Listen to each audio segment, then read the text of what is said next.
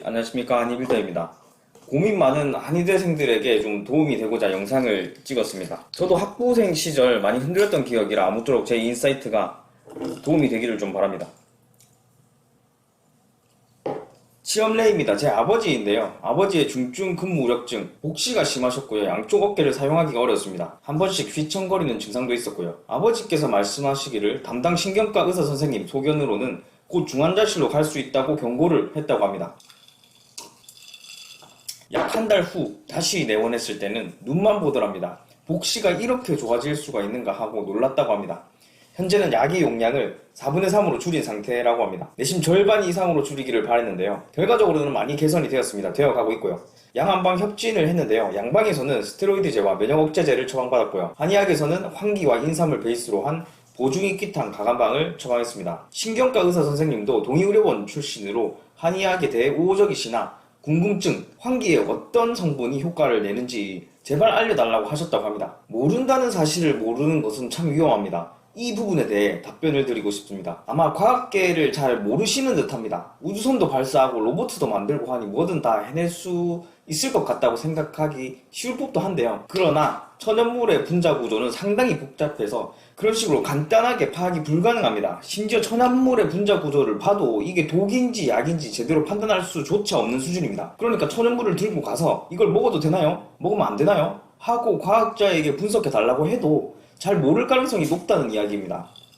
의학에서 약의 원료는 중요하지 않습니다. 과학계의 목표는 세상의 진리를 밝히는 것이지만 의학계의 목표는 사람을 살리는 것입니다. 치료하는 겁니다. 예를 들어서 항생제 원료가 푸른 곰팡이의 분비물이죠. 왜 하필 이게 항생제로서 역할을 하는지 알 필요가 없다는 겁니다. 그냥 이 푸른 곰팡이의 분비물은 인체에서 항생제로서 역할을 하는 것이고 이 항생물질이 필요한 환자에게는 써야 합니다. 그게 중요합니다. 아니 사실 전부입니다. 왜 하필 푸른 곰팡이의 분비물인지 과학자들의 주장과는 별개로 상관없이 그게 질병에 효과가 있는지 없는지 자체가 중요한 겁니다. 왜 하필 푸른 곰팡이의 분비물이 항생제로서 역할을 하는지, 누룩 곰팡이의 분비물은 항생제로서 역할을 하지 못하는지 알 시간이 없다는 겁니다. 그것의 분석은 과학의 역할이고 푸른 곰팡이의 분비물을 항생제로서 사용하는 것은 의학의 역할인 거죠. 이것을 명확하게 해야 합니다.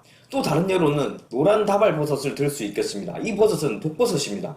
식용인 계안버섯으로 착각하기 쉬운데요. 수많은 사망자를 낸 버섯입니다. 증상은 19-3시간 정도 지나면 나타나는데요. 복통, 구토, 중증으로 이어진다면 탈수, 경련, 신경마비, 간기능장애 등으로 사망하게 됩니다. 이 버섯에 속해 있는 독성을 띠는 아주 작은 저분자 화학물질의 구조는 모릅니다. 아직 밝혀지지 않았습니다. 그러나 중요한 건 이 버섯은 독성을 띠니 먹으면 안 된다는 사실입니다. 마찬가지로 환기와 인삼 등의 약재들의 배합이 중증 근무력증의 효능을 내줘 효과가 있죠. 그런데 이 효능을 내는 저분자 화학물질의 구조 및 그 배합들의 작용은 밝혀지지 않았습니다. 그러나 중요한 건 이 한약이 중증 근무력증 환자에게 유의미한 효과가 있으니 먹어야 한다는 사실입니다. 한의학적 치료 중 한약 치료는 질병에 대한 효과가 명확합니다. 다만 천연물의 복잡한 분자 구조로 인해 아직 치료 효과를 내는 특정 수준의 분자를 뽑아내지 못했을 뿐입니다. 개인적인 소견으로는 오히려 뽑아내지 않는 것이 더 이로울 수 있습니다.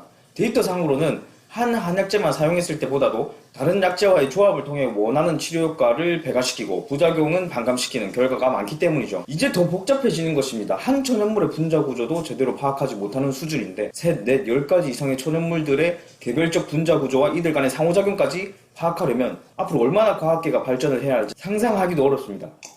자, 위 내용으로서 어느 정도 인사이트를 얻으셨기를 바랍니다. 네, 오늘 여기까지 하겠습니다. 감사합니다. 그리고 요거는 한이더치 더치커피입니다.